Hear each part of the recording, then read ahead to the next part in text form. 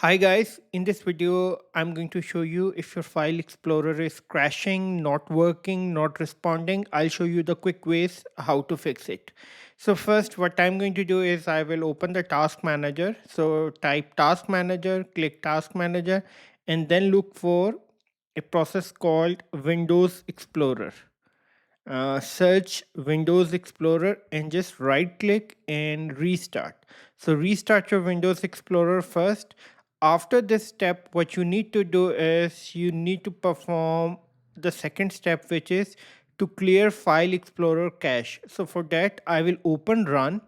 So in the search, I will type run and I will open run and I will type this command control.exe space folders. So just click OK after that. And then what you need to do is click clear.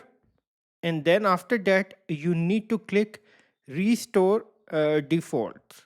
So just click this and then afterwards you will have to click apply and click OK. So this is the second method that you need to perform. The third method, for safe side, what you're gonna do is you're gonna run this command sfc space backslash scan now. So this is going to repair all your corrupt files. So for that, I will open the command prompt. So type command prompt run as administrator and after that click yes, and then all you need to do is just copy and paste the command over here. Just paste it over here and then you need to wait for a while until this is done. Press enter.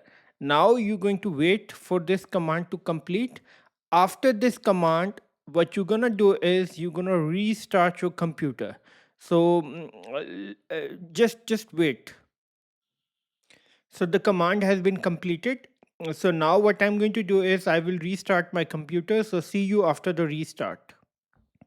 So my computer has been restarted and I hope after performing all these steps, your issue will be resolved. At the end, please subscribe, like and share. Thank you.